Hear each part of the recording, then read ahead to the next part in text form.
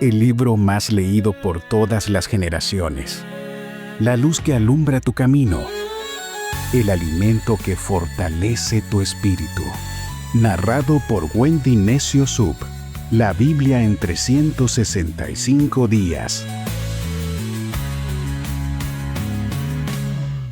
2 de agosto, día 214 de este viaje emocionante de fe por la Biblia en 365 días.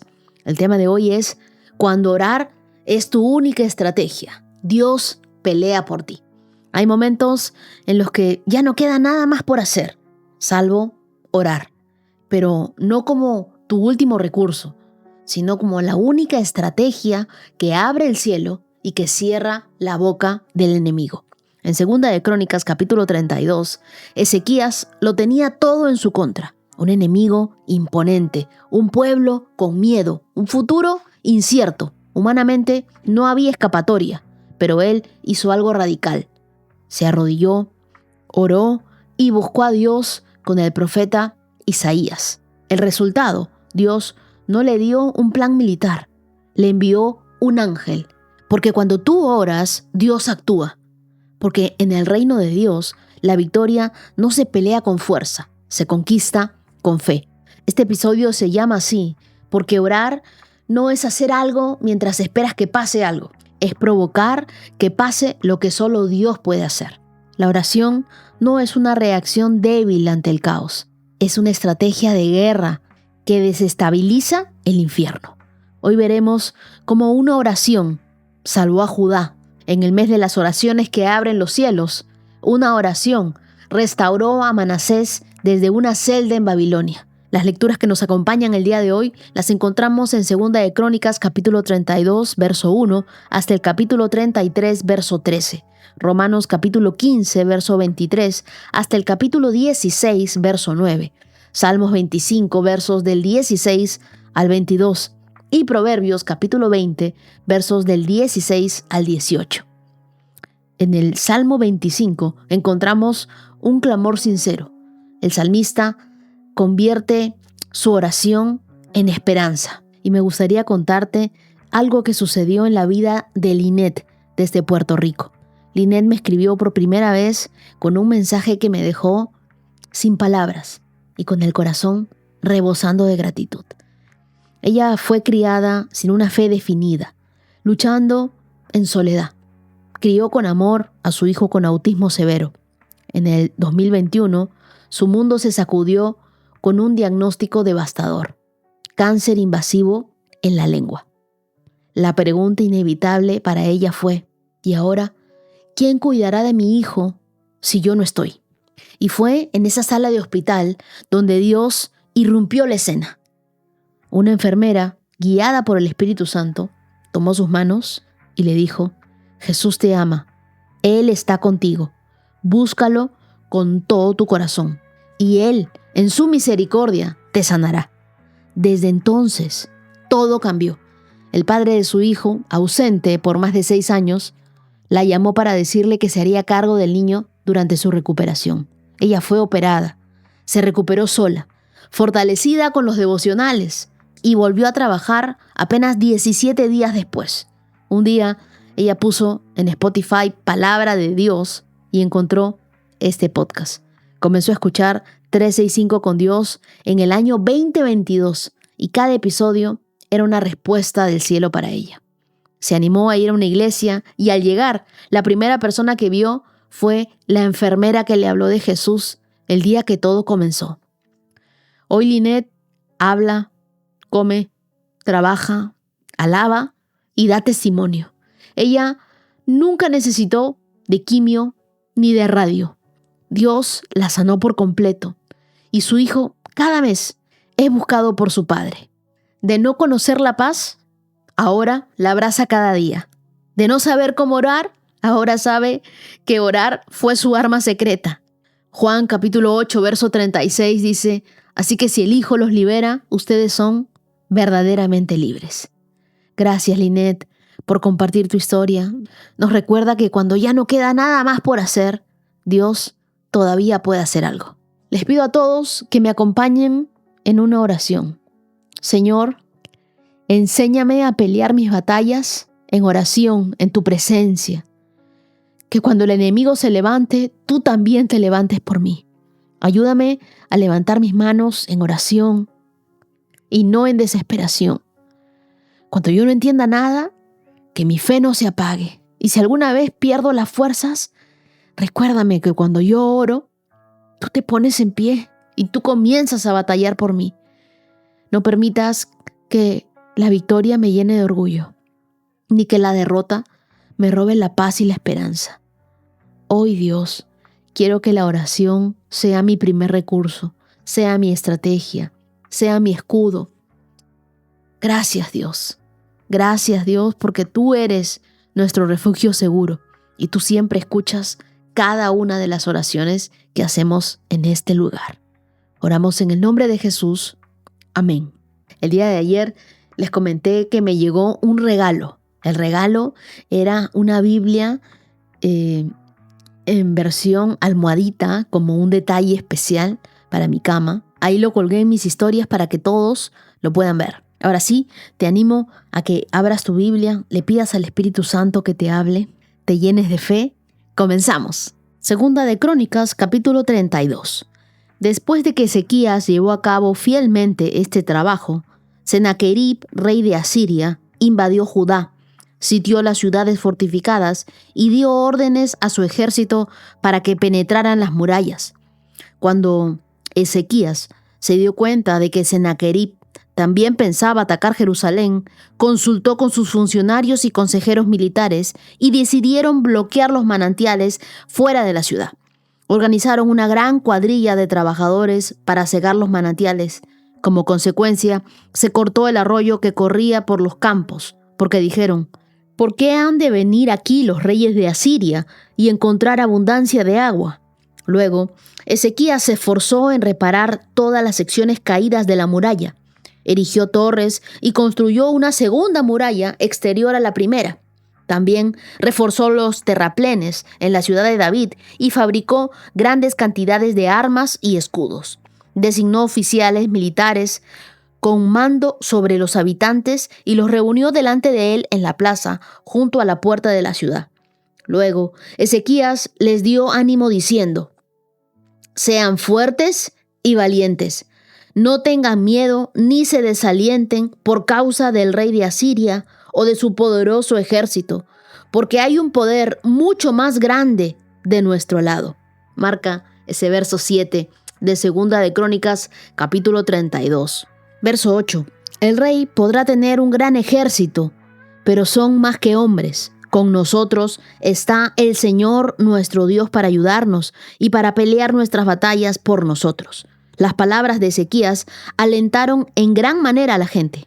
Marca también ese verso 8. Con nosotros está el Señor nuestro Dios para ayudarnos y para pelear nuestras batallas por nosotros. Verso 9.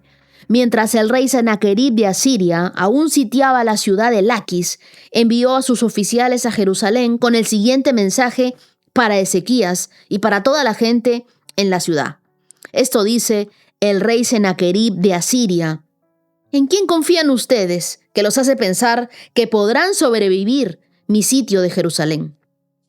Ezequías ha dicho: el Señor nuestro Dios nos librará del rey de Asiria. Ezequías los está engañando y los está condenando a morir de hambre y de sed. ¿Acaso no se dan cuenta de que fue el mismo Ezequías quien destruyó todos los santuarios y altares del Señor? Él ordenó a Judá y a Jerusalén que se adorara solamente en el altar del templo y que se ofrecieran sacrificios únicamente sobre él. De seguro ustedes se han dado cuenta de lo que yo y los otros reyes de Asiria antes de mí hemos hecho y todos los pueblos de la tierra. ¿Pudieron acaso los dioses de esas naciones librar a sus pueblos de mi poder? ¿Cuál de estos dioses fue capaz de librar a su pueblo del poder destructor de mis antecesores? ¿Qué les hace pensar que su Dios puede librarlos de mí? No dejen que Ezequías los engañe. No permitan que se burle así de ustedes. Los vuelvo a repetir. Ningún Dios de ninguna nación o reino jamás ha sido capaz de librar a su pueblo de mí o de mis antepasados. Mucho menos podrá su Dios librarlos a ustedes de mi poder. Los oficiales de Sennacherib siguieron burlándose del Señor Dios y de su siervo Ezequías, amontonando insulto sobre insulto. El rey también envió cartas en las que menospreciaba al Señor Dios de Israel. Escribió: así como los dioses de todas las demás naciones fueron incapaces de librar a sus pueblos de mi poder, el Dios de Ezequías tampoco será capaz de librar a su pueblo. Los oficiales asirios que entregaron las cartas gritaron esto en hebreo a las personas que se las habían juntado en la muralla de la ciudad con el fin de atemorizarlas, para que luego les fuera fácil conquistar la ciudad. Estos oficiales hablaban del Dios de Jerusalén como si fuera uno de los dioses paganos hechos por manos humanas. Entonces, el rey Ezequías y el profeta Isaías, hijo de Amós, clamaron en oración al Dios del cielo. Resalta ese verso 20. Verso 21. Entonces el Señor envió a un ángel que destruyó al ejército asirio junto con todos sus comandantes y oficiales. Sennacherib se vio obligado a regresar a su propia tierra avergonzado, y cuando entró al templo de su Dios, algunos de sus propios hijos lo mataron allí mismo a espada. Así es como el Señor libró a Ezequías y al pueblo de Jerusalén del rey Sennacherib de Asiria y de todos los demás que los amenazaban. Entonces hubo paz por todo el país. A partir de entonces, el rey Ezequías fue muy respetado entre las naciones vecinas y llegaron a Jerusalén muchos obsequios para el Señor, junto con valiosos regalos para el rey Ezequías. Por ese tiempo, Ezequías se enfermó gravemente. Así que oró al Señor, quien lo sanó y le dio una señal milagrosa. Pero Ezequías no respondió de manera adecuada a la bondad que le había sido mostrada y se volvió orgulloso. Por eso el enojo del Señor vino contra él y contra Judá en Jerusalén. Entonces Ezequías se humilló y se arrepintió de su soberbia junto con el pueblo de Jerusalén, de modo que el enojo del Señor no cayó sobre ellos durante la vida de Ezequías. Ezequías era muy rico y altamente honrado. Construyó edificios especiales para guardar sus tesoros, plata, oro, piedras preciosas y especias, así como los escudos y otros objetos de valor. También construyó muchos depósitos para su grano, vino nuevo y aceite de oliva, e hizo muchos establos para su ganado y corrales para sus rebaños de ovejas y de cabras. Construyó muchas ciudades y adquirió enormes rebaños y manadas porque Dios le había dado grandes riquezas. Bloqueó el manantial de la parte alta de Gibón y condujo el agua por un túnel hasta la parte occidental de la ciudad de David, de modo que tuvo éxito en todo lo que hizo. Sin embargo, cuando llegaron los embajadores de Babilonia para preguntar por los sorprendentes acontecimientos que había ocurrido en la tierra, Dios se apartó de Ezequías para ponerlo a prueba y ver lo que realmente había en su corazón. Los demás acontecimientos del reinado de Ezequías y sus actos de devoción están registrados en la visión del profeta Isaías, hijo de Amós, que está incluida en el libro de los reyes de Judá y de Israel. Cuando Ezequías murió, lo enterraron en la parte superior del cementerio de los reyes, y todos los habitantes de Judá y de Jerusalén le rindieron honores en su muerte, y su hijo Manasés lo sucedió en el trono. Segunda de Crónicas, capítulo 33. Manasés tenía 12 años cuando subió al trono y reinó en Jerusalén 55 años. Hizo lo malo a los ojos del Señor y siguió las prácticas detestables de las naciones paganas que el Señor había expulsado de la tierra al paso de los israelitas. Reconstruyó los santuarios paganos que su padre Ezequías había derribado. Construyó altares para las imágenes de Baal y levantó postes dedicados a la diosa Acera. También se inclinó ante todos los poderes de los cielos y les rindió culto. Construyó altares paganos dentro del templo del Señor, el lugar sobre el cual el Señor había dicho: mi nombre permanecerá en Jerusalén para siempre. Construyó esos altares para todos los poderes de los cielos en ambos atrios del templo del Señor. Manasés también sacrificó a sus propios hijos en el fuego, en el valle de Ben Hinnom. Practicó la hechicería, la adivinación, la brujería. Consultó a los médiums y a los videntes. Hizo muchas cosas que eran malas a los ojos del Señor, y esto provocó su enojo. Incluso Manasés tomó un ídolo que había tallado y lo colocó en el templo de Dios, en el mismo lugar donde Dios les había dicho a David y a su hijo Salomón: mi nombre será honrado para siempre en este templo y en Jerusalén, la ciudad que he escogido entre todas las tribus de Israel. Si los israelitas se aseguran de obedecer mis mandatos, todas las leyes y los decretos y las ordenanzas que les di por medio de Moisés, no los expulsaré de esta tierra que aparté para sus antepasados. Sin embargo, Manasés llevó al pueblo de Judá y de Jerusalén a cometer cosas aún peores de las que habían hecho las naciones paganas que el Señor había destruido cuando el pueblo de Israel entró en la tierra. El Señor les habló a Manasés y a su pueblo, pero no hicieron caso a sus advertencias, de modo que el Señor envió a los comandantes de los ejércitos asirios y tomó a Manasés prisionero. Le pusieron un aro en la nariz y lo sujetaron con cadenas de bronce y se lo llevaron a Babilonia. Pero cuando estaba sumido en una profunda angustia, Manasés buscó al Señor su Dios y se humilló con sinceridad ante el Dios de sus antepasados. Cuando oró, el Señor lo escuchó y se conmovió por su petición. Así que el Señor hizo que Manasés regresara a Jerusalén y a su reino. Entonces Manasés finalmente se dio cuenta de que el Señor es el único Dios. Marca ese verso 12 y 13. Yo creo que llamaría a estos pasajes que hemos leído: cuando el enemigo se levanta, el poder de Dios también. Cuando una temporada de victoria llega, muchos bajan la guardia. Pero en el reino de Dios, cada victoria abre el escenario para una nueva batalla. No para una jubilación. No es que ya acabaste y no vas a tener más luchas, no vas a tener más batallas. No. Segunda de Crónicas, capítulo 32, en el verso 1 dice: después de que Ezequías llevó a cabo fielmente su trabajo, Sennacherib, el rey de Asiria, invadió Judá, sitió las ciudades fortificadas y dio órdenes a su ejército para que penetraran las murallas. ¡Qué paradoja! ¿No debería Dios haber protegido a Ezequías por su fidelidad? Muchos piensan eso, ¿verdad?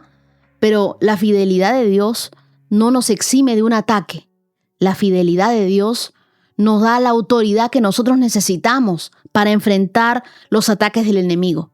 Y eso también nos da una gran enseñanza.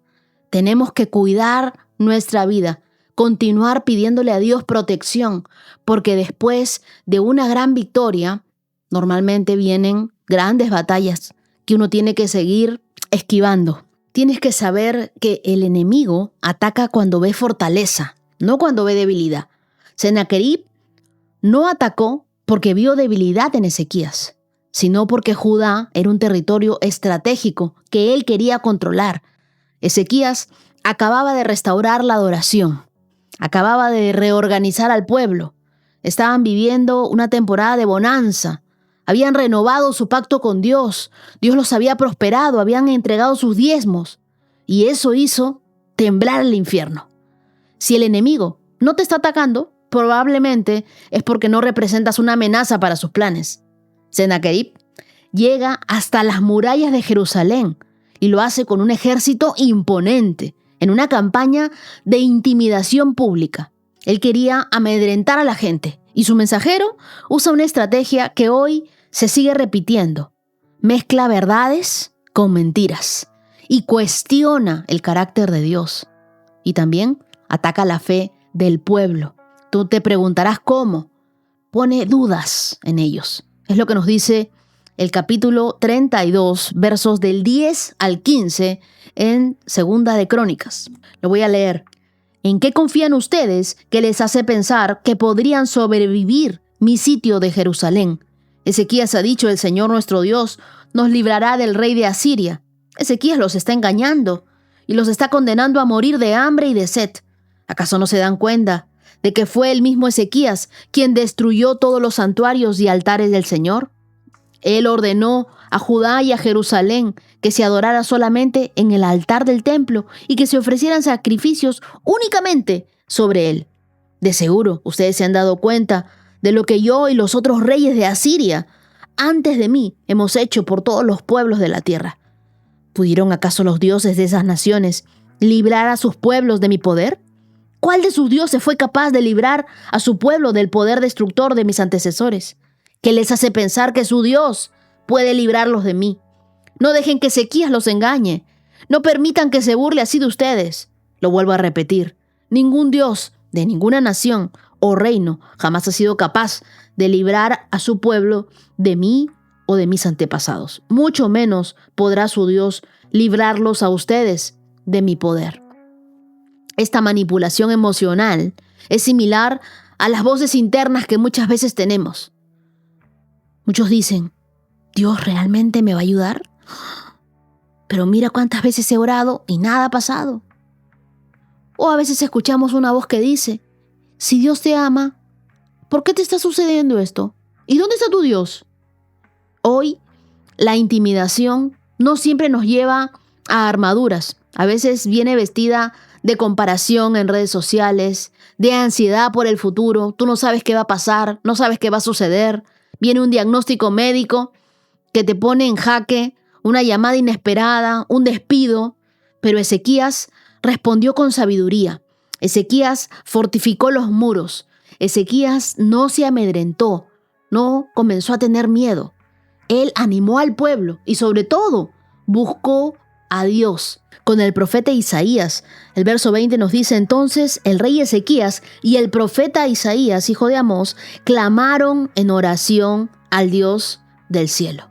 Hicieron lo mismo que tú y yo estamos haciendo. En el mes de las oraciones que abren los cielos, ellos clamaron al Dios del cielo. Quiero decirte, si tú hoy estás pasando por un diagnóstico súper difícil, que te dicen solo calidad de vida, ya no hay nada que hacer, o de repente tú recibes una carta como la del verso 17, una carta de desalojo, una carta de divorcio, una carta demoledora, pero eso no es solo contra ti. Están menospreciando también al Señor tu Dios. Cuando tú busques a Dios, clames en oración a ese Dios del cielo que nosotros tenemos, Dios responderá. Esa fue la verdadera muralla que el enemigo no pudo traspasar. ¿Cuál? La oración. Ezequías e Isaías, ambos clamaron en oración al Dios del cielo. Cuando tu vida está edificada sobre la oración y sobre la palabra de Dios, no hay flecha que te derrumbe. Aunque sí habrán flechas, pero ninguna de esas te va a derrumbar. Cuando Dios pelea por ti, ni un solo enemigo queda en pie. ¿Sabes qué? Dios respondió a la oración de Ezequías, no con ruido. Dios envió un ángel en una noche sola, con 185,000 soldados enemigos. Murieron sin que Judá levantara una espada. No fue una estrategia humana, fue intervención divina, fue la gracia de Dios peleando por los que deciden confiar en Él. Este versículo nos recuerda que la oración es increíble. Leamos el verso 21. Entonces el Señor envió a un ángel que destruyó el ejército asirio junto con todos sus comandantes y oficiales.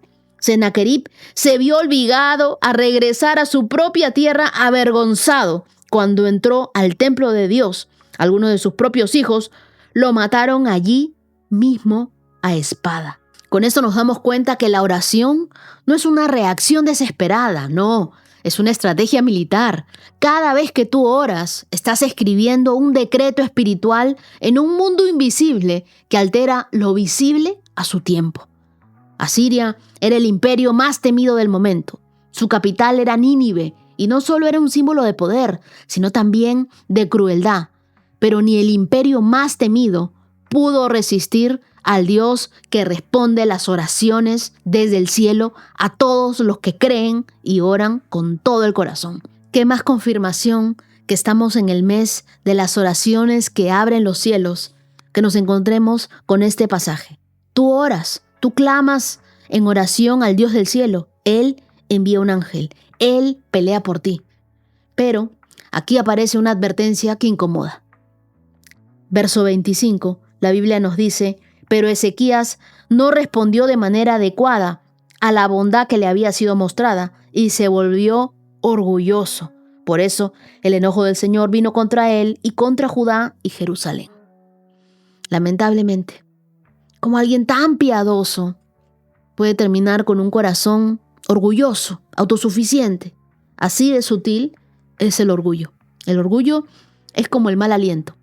La persona que lo tiene no se da cuenta que lo tiene, pero los que estamos alrededor, sí, percibimos su mal aliento. Y el orgullo es peor que la caída, porque te hace creer que ya no necesitas a Dios tanto como antes.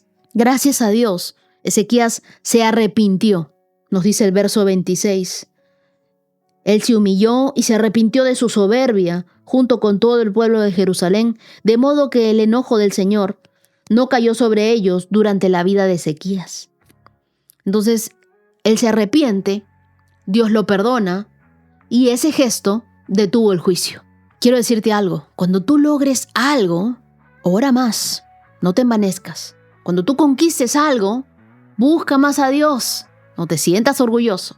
Cuando todos te aplaudan, recuerda que sin Él no lo habrías logrado. Dale siempre la gloria a Dios. Todo lo que te está sucediendo de maravilloso en tu vida hasta el día de hoy es porque te has acercado a Dios. Es porque estás enamorado de la palabra de Dios. Es porque sientes que Dios te está hablando. Es porque no eres la misma persona que comenzó este reto el 1 de enero. Es porque estamos cambiando. Pero nunca, por más de que lleguemos a ser súper exitosos, súper prósperos, súper famosos, no nos olvidemos quién fue el que nos llevó hasta ese lugar. Todo es por Él. Nada es por nosotros. Nosotros le pertenecemos a Dios. Lamentablemente, en el capítulo 33 se nos vuelve a sacudir todo porque Manasés, el hijo de Ezequías, fue todo lo contrario a él. Todo lo contrario a su padre. Rebelde, idólatra, cruel. Llenó a Jerusalén nuevamente de altares paganos y sacrificó a sus propios hijos en el fuego. ¿Tú te puedes imaginar eso?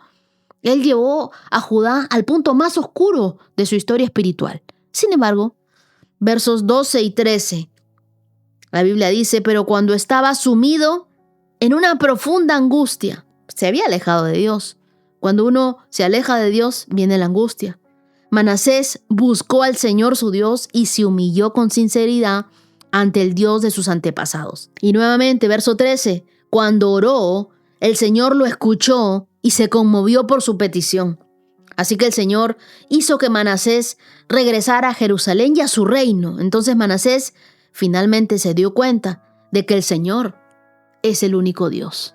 A Manasés le tocó vivir cosas difíciles. El castigo fue humillante. Lo esposaron, lo arrastraron como a un animal, pero en una cárcel. Él recordó al Dios de su padre. Y el Dios que lo disciplinó también lo perdonó. El trono de juicio se convirtió en un trono de gracia. Y de repente tú me puedes decir, es que yo he hecho demasiadas cosas malas. No creo que Dios me perdone.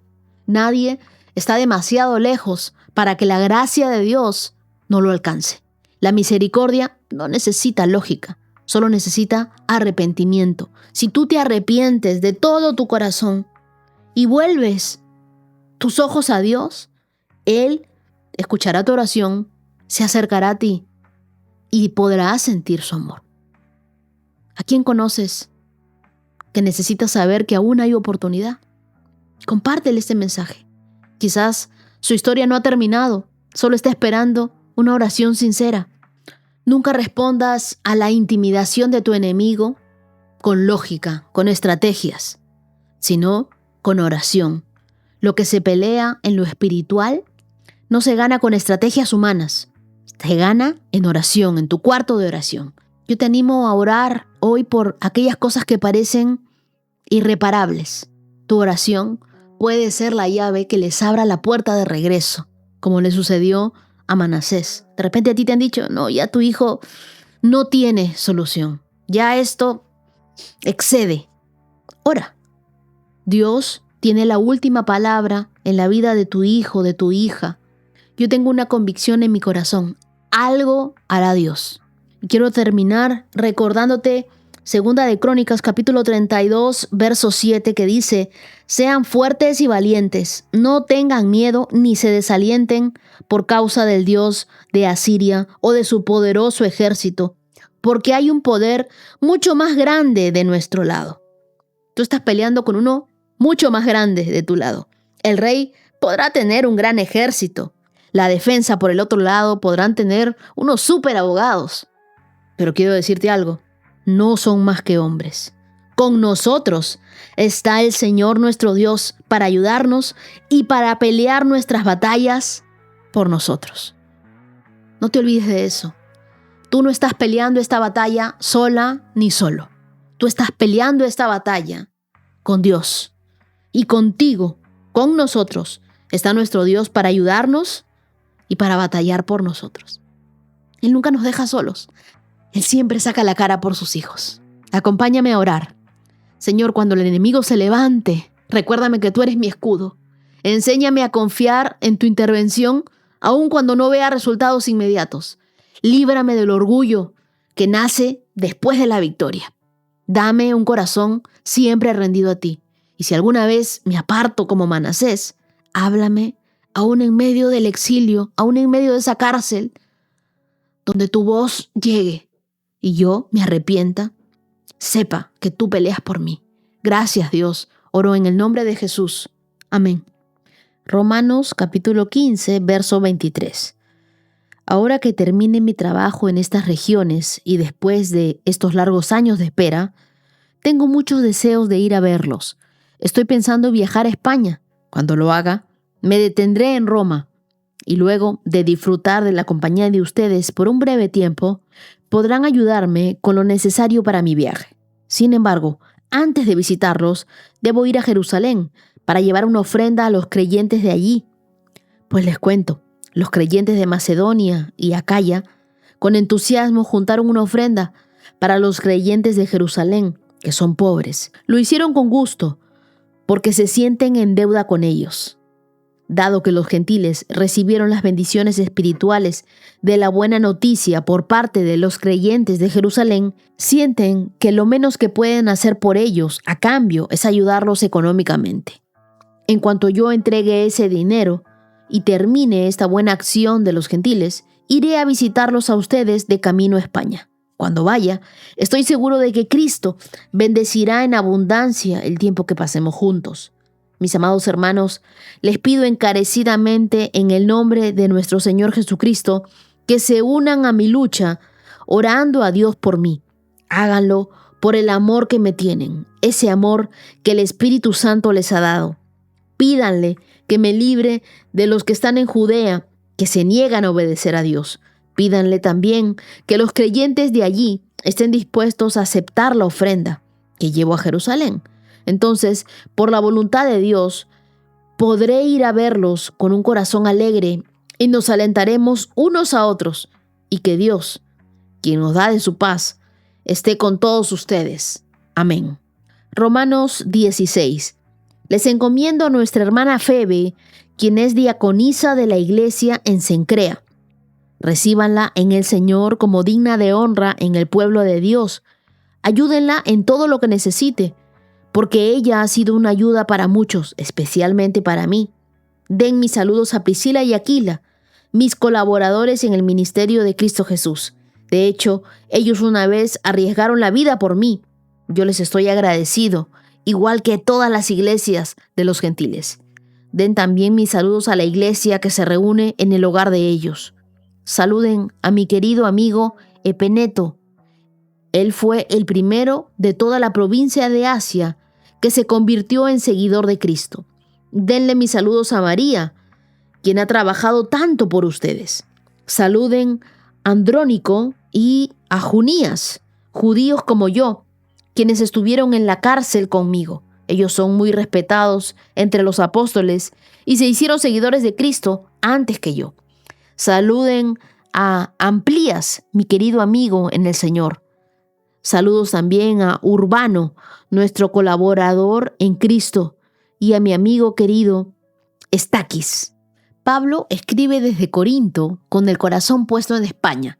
Verso 24 nos dice: Estoy pensando en viajar a España. Cuando lo haga, me detendré en Roma y luego de disfrutar la compañía de ustedes por un breve tiempo, podrán ayudarme con lo necesario para mi viaje. Pablo nunca llegaría a España como pensó. Lo haría como prisionero, no como misionero. Su deseo nos revela algo interesante.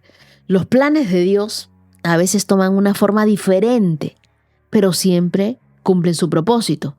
Pablo no llegó como quería, pero su obediencia cambió la historia de la iglesia para siempre. De repente tú tienes un sueño que aún no se ha cumplido. No lo entierres. Preséntaselo a Dios. Quizá no suceda como lo imaginas, pero sucederá para su gloria. Hace unos días me tocó renovar mi visa para Estados Unidos. Yo estaba en la fila observando cómo algunas personas salían con lágrimas, otras en silencio, y todo eso antes de escuchar su veredicto final. En ese momento mi mente se quiso llenar de ansiedad, pero mi espíritu decidió orar. Le dije a Dios: tuyas son las naciones, si tú quieres que vaya, así será. Yo no dependo de ningún sistema migratorio, dependo de tu favor. Y cuando llegó mi turno, me dieron la visa hasta el 2035. A mí, la primera vez fui rechazada 7 veces. Fue en la 7ª cita en la que se me abrió la puerta. Y yo entendí algo. Lo que Dios ha determinado para ti no lo cancela un no humano. Solo se pospone hasta que madures para recibirlo. La espera de Dios nunca es una negación, es preparación para una bendición mucho más grande. Así que si tú estás frente a una puerta cerrada, no retrocedas. Ora, créele a Dios, porque la puerta que Dios abre, nadie la puede cerrar. Eso es lo que nos dice Apocalipsis capítulo 3, verso 8. Pablo iba rumbo a Jerusalén para llevar una ofrenda a los creyentes necesitados. Es lo que nos dice Romanos capítulo 15, versos del 25 al 27. Era una ofrenda económica, pero venía cargada con un significado espiritual. Ellos lo consideraron un deber, porque los gentiles recibieron bendiciones espirituales de los creyentes en Jerusalén. Y es lo que nos dice el verso 27. Lo hicieron con gusto, porque se sienten en deuda con ellos, dado que los gentiles recibieron las bendiciones espirituales de la buena noticia por parte de los creyentes de Jerusalén. Sienten que lo menos que pueden hacer por ellos a cambio es ayudarlos económicamente. Ellos sentían que dar a donde uno es alimentado espiritualmente es una forma de honrar a Dios. Así que sé intencional al momento de donar, de ayudar, de sembrar, de ofrendar, donde Dios te está formando. Tu generosidad puede financiar la libertad de alguien más, puede bendecir a alguien más. Y luego vemos en Romanos capítulo 16, versos del 1 al 12, que Pablo menciona a Febe, una diaconisa de la iglesia en Cencrea, una mujer. Probablemente ella fue la portadora de la carta a los romanos. Una mujer, no un apóstol. No una predicadora reconocida, pero era una mujer confiable, era una mujer generosa, una mujer entregada. Y Pablo dice: ayúdenla porque ella ha sido de ayuda para muchos. Y les dice: recíbanla en el Señor como digna de honra en el pueblo de Dios. Ayúdenla en lo que necesite. Y tú sabes, el significado del nombre Febe es brillante, pura y radiante. Lo que tú llevas puede transformar generaciones. Aún si no tienes un púlpito, tú eres un canal de bendición si decides ser obediente.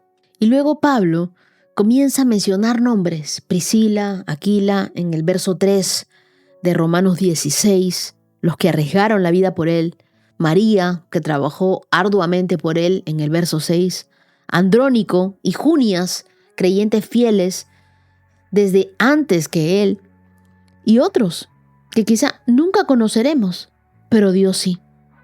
Cada nombre es una flor en el jardín de Dios. Cada historia importa, porque en el reino de Dios la visibilidad no define el valor. ¿Cuántos pastores desconocidos discipulan jóvenes con amor? ¿Cuántas mujeres como Febe llevan mensajes, preparan comidas, abren sus casas, oran en secreto? Tal vez tú Eres uno de ellos. Y esta lista demuestra que Dios no se olvida de los que le sirven cuando nadie los aplaude. Ora conmigo y dile: gracias, Dios, por los sueños que has puesto en mi corazón. Aunque no se cumplan como yo quiero o como yo espero, sé que tus planes son más altos. Ayúdame a servir sin buscar aplausos, a dar con gratitud, a recordar que lo que se hace por amor a ti nunca es en vano. Que mi nombre, como el de Fede, sea recordado no por lo que hice en público, sino por mi fidelidad al momento de servirte. Oro en el nombre de Jesús. Amén. Salmo 25, verso 16. Vuélvete a mí y ten misericordia de mí, porque estoy solo y profundamente angustiado. Mis problemas van de mal en peor. Oh, líbrame de todos ellos. Siente mi dolor, considera mis dificultades y perdona todos mis pecados. Mira cuántos enemigos tengo y de qué manera despiadada me odian. Protégeme, rescata mi vida de sus manos. No permitas que me avergüencen, pues yo en ti me refugio. Que la integridad y la honestidad me protejan, porque en ti pongo mi esperanza. Oh Dios, rescata a Israel de todos sus problemas. El final del Salmo 25 es un lamento, pero no es un lamento sin dirección. Es un grito de alguien que sabe a quién clamar. David no maquilla su dolor, él lo confiesa. No esconde su angustia, la expone y no se aísla en su quebranto, lo transforma en oración. En estos versículos encontramos el tipo de oración que nace desde el fondo del alma, cuando ya no quedan fuerzas para nada, cuando no hay compañía, cuando la lógica se nos acabó. Es ahí donde Dios responde de la manera más íntima y más personal. El verso 16 dice: vuélvete a mí y ten misericordia de mí, porque estoy solo y profundamente angustiado. David aquí no solo estaba triste, estaba profundamente angustiado, como alguien que está ahogado por dentro. Y lo dice con palabras: estoy solo. Esta confesión no era debilidad, porque la fe no es pretender que todo está bien, porque van a haber momentos donde no todo va a estar bien. Es saber a quién tenemos que acudir cuando todo se cae. Dios no bendice una imagen falsa de ti. Él bendice a la persona genuina que eres tú, incluso cuando estás roto. Así que ese quebranto confesado se convierte en una puerta abierta para que la misericordia de Dios entre. Hay personas rodeadas de gente, pero que igual se sienten solas, porque la soledad más dura no es la física, es la soledad que uno mismo siente, ¿no?, en tu vida. Cuando tú te sientas así, no corras a distraerte. Corre a orar a Dios. Corre a buscar a Dios. Yo siempre digo que quien conoce al Espíritu Santo nunca más se vuelve a sentir solo, porque sabe que el Espíritu Santo está con él, vaya donde vaya. En el verso 17 le dice: mis problemas son de mal en peor, líbrame de todos ellos. Yo creo que a veces vivimos como Pierno Doyuna, diseñando estrategias para tratar de controlar, de manipular o de adelantarnos a Dios, creyendo que si nosotros tomamos atajos, llegaremos más rápido. Pero cuando la motivación es errada, terminamos saboteándonos a nosotros mismos, así como Pierno Doyuna, que es un dibujito animado de por ahí los 80s, que andaba con su perrito Patán y que cuando le sucedían cosas malas, lo seguía una nube negra. A veces nuestra ansiedad, nuestra comparación o la autosuficiencia provocan lluvias que Dios nunca quiso que atravesáramos. No era el enemigo, muchas veces era nuestro propio ego. Pero aquí viene la gracia. Dios no nos persigue con una nube de condena, sino con una lluvia de misericordia. Como dice el Salmo 23, verso 6, tu bondad y tu amor inagotable me seguirán todos los días de mi vida. Este versículo es el clamor de alguien que ya no ve salida, pero sin embargo ora. No con frases elaboradas, no con mucha elocuencia, sino con urgencia. Porque hay momentos en los que no basta con entender. Solo nos queda orar a Dios y hacerlo con todo el corazón. Cuando lo único que puedes decir es: Dios, ayúdame, esa oración ya es suficiente para mover el cielo. La oración no tiene que ser perfecta para ser poderosa, tiene que ser honesta. Cuando tú sientas que todo va de mal en peor, escribe todo lo que te carga. Y también, a un lado, escribe las promesas de Dios. Y recuerda que aunque tus circunstancias cambien, las promesas de Dios no mutan con el clima. Verso 18 dice: siente mi dolor, considera mis dificultades y perdona todos mis pecados. David aquí mezcla el sufrimiento y el pecado en una misma frase. ¿Por qué? Porque a veces el dolor externo revive culpas internas.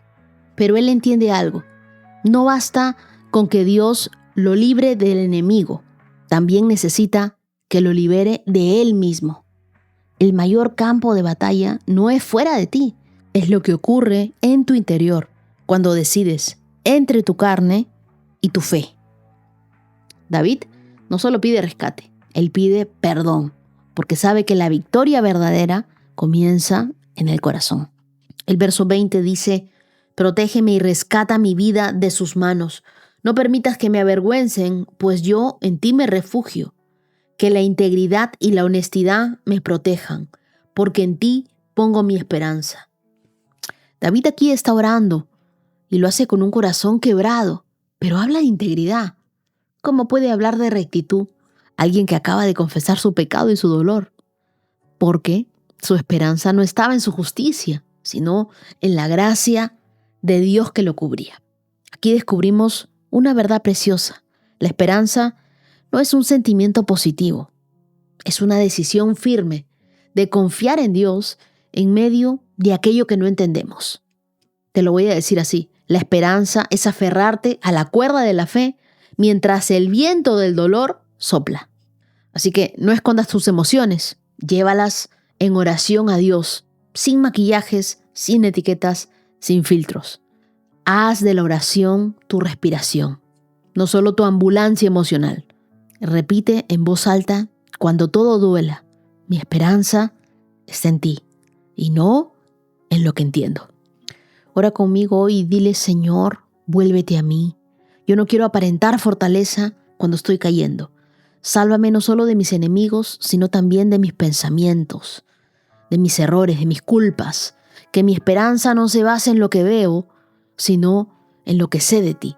Que tú eres fiel, que tú eres justo y que nunca me dejas solo. Oro en el nombre de Jesús. Amén. Proverbios 20, verso 16. Al que salga fiador por la deuda de un desconocido, pídele una garantía. Exígele un depósito como garantía si lo hace por extranjeros.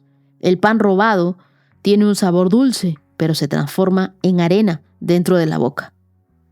Con los buenos consejos, los planes tienen éxito. No entres en guerra sin consejos sabios. Estos 3 versículos se nos habla de 3 áreas críticas del discernimiento. El primero, la prudencia financiera. El segundo, la ética y las consecuencias del pecado encubierto. Y el tercero, la importancia de buscar consejo sabio antes de actuar. Ser fiador en el mundo antiguo implicaba poner en riesgo tus propiedades si la persona no cumplía. Y aquí se advierte sobre el comprometerse por personas desconocidas o por culturas extranjeras, es decir, fuera del pacto o fuera de la comunidad, porque no compartían el mismo código ético. Entonces, es un llamado a la sabiduría, tanto financiera como relacional. No todos deben tener acceso a nuestro respaldo. En palabras actuales, no prestes tu nombre, tu firma o tu paz sin tener claridad y sin tener protección. Ahora, muchos me podrán decir, pero acá nos está faltando compasión. Ojo, la compasión no es excusa para la imprudencia. Amar al prójimo no significa anular el discernimiento. Y luego, cuando la Biblia nos habla en el verso 17 sobre el pan robado, puede ser cualquier placer, cualquier ganancia obtenida ilícitamente, una mentira, una trampa, un desliz, ya sea emocional o sexual. Al principio es algo que endulza, pero luego destruye. Lo que se consigue sin integridad termina siempre trayendo consecuencias amargas. El verso 18 nos dice, con buenos consejos los planes tienen éxito. Todo buen plan necesita un consejo. No podemos seguir caminando solos en esta vida. Este verso conecta con el liderazgo. Quien se deja guiar, gana. Quien va a la guerra sin consejo, cae. Imagina que tú eres un piloto de avión y estás por despegar sin haber revisado el clima, sin haber hablado con la torre de control, sin saber si tu copiloto es confiable. Así es tomar decisiones sin guía, sin límites y sin verdad. Así que en cuanto a tus finanzas, no salgas fiador ni emocional ni económico sin límites. Protege tu estabilidad, protege tu paz, protege a tu familia. Pon condiciones claras. En cuanto a la integridad, cualquier placer fuera del diseño de Dios deja un sabor amargo. Así que no te tragues el pan robado solo porque te lo presentan de una forma atractiva. Ten mucho cuidado con lo que consumes. Y lo último, antes de emprender, antes de corregir, de confrontar o de decidir, detente, escucha los consejos sabios, filtra todo. La guerra se gana con estrategia, no a través de tus impulsos. Oremos juntos y digámosle a Dios, Señor, enséñame a ser prudente y no ser duro, a protegerme sin cerrarme, a confiar y a no ser ingenuo. Líbrame de las ganancias rápidas que me alejan de ti. Rodea mi vida de consejeros sabios. Que toda decisión mía esté basada en tu palabra y no en mis emociones. Oro en el nombre de Jesús. Amén. Día 214. Check. Y antes de despedirme, quiero contarles que aún sigo avanzando en el envío de mi libro 365 con Dios, que es un libro digital. Ya casi estoy por llegar al día 27 de julio. Así que si todavía no has tenido noticias mías y no te ha llegado un correo, por favor, tenme paciencia. Ya prontito llego a tu correo y te estaré respondiendo. Estos días han sido de mucho trabajo para mí y por eso también he subido algunos episodios más tarde de lo habitual. Pero sigo aquí, con amor, con compromiso, con Dios y con esta comunidad. Y hablando de amor, quiero agradecer con todo mi corazón a las personas generosas que han sembrado en este ministerio. Gracias a Marcela Hamilton, a María Daniela Zuleta, a Astrid Lorena, a Diana Sánchez, a Rosana Mendoza, a María Teresa Gebel, a Liliana Hernández. Oro para que Dios les multiplique 1000 veces más de todo lo que han sembrado. Segunda de Tesalonicenses, capítulo 3, verso 16, dice que el Señor de paz les conceda su paz en todas las circunstancias y en todo momento. Que el Señor sea con todos ustedes. Y ahora vamos a celebrar a los que hoy, 2 de agosto, están cumpliendo años. Quiero comenzar celebrando a mi querida Marta Uribe, que Dios la siga bendiciendo en cada paso. Que el Señor te bendiga, te proteja, te mire con agrado. Tú eres una mujer con un corazón de servicio. En tu familia se deben sentir muy afortunados de tenerte con ellos.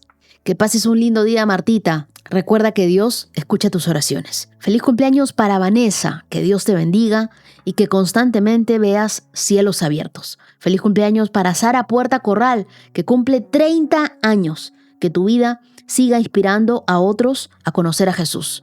Feliz cumpleaños a María de Los Ángeles García Moreno. Que Dios te regale un año lleno de paz y de fuerza. Feliz cumpleaños a Iván Rodas, que cumple hoy 40 años. Celebra tu vida, toda tu familia. Me escribió tu esposa y me dijo que te honra porque eres un buen papá, un yerno amoroso. Le pido a Dios que te llene de sabiduría y que te recompense por todo lo que siembras con amor. Feliz cumpleaños para Miguel Ángel, que hoy cumple 8 años. Tu mamá y tu familia oran para que seas un hombre conforme al corazón de Dios. ¡Feliz cumpleaños, campeón! Tengo otro saludo para otra Marta, que se olvidó ponerme su apellido, pero oro para que este nuevo año sea de respuestas para ti y de dirección divina. Feliz cumpleaños a Ángel Cantos Mora desde España. Tu sobrina Narcisa te honra con amor y gratitud. Dios te bendiga grandemente. Feliz cumpleaños para Lorena de Trujillo. El Señor te abrace con su paz. Feliz cumpleaños a Orlando, que cumple 50 años. Tu hermana Lupita ora por restauración, perdón y nuevos comienzos. Que este año sea de esperanza. Feliz cumpleaños para Lucía Elizabeth desde Mérida, Yucatán. Que el Señor te regale salud, bendición y muchos momentos de su amor. Feliz cumpleaños a Angélica Páez. Que el Señor cumpla cada promesa que te ha hecho. Feliz cumpleaños a Lucía Sepúlveda desde Magdalena, Ciénaga. Tu vida es un regalo. Que Dios te recompense con sabiduría y mucha alegría. Feliz cumpleaños a Flor Marina desde Manta, Ecuador, que ella cumple 18 años. Recuerda que Dios ya está cumpliendo su plan en ti. Este solo es el comienzo. Feliz cumpleaños para Consuelo Romero desde Facatativá, Colombia. Que el Señor te bendiga con salud, con alegría y con su presencia constante. Y un saludo muy especial para Luis Ayala y María Uribe, que cumplen 50 años de matrimonio desde Girón, Colombia. Su hija Sandra los celebra y los honra. Gracias por su testimonio de fe, de amor y de fidelidad. ¡Feliz aniversario! Querida comunidad, nos encontramos el día de mañana, si Dios quiere, para seguir descubriendo tesoros en la palabra de Dios. Shalom, shalom. Dios los bendiga. 365 con Dios, con Wendy Necio Sub.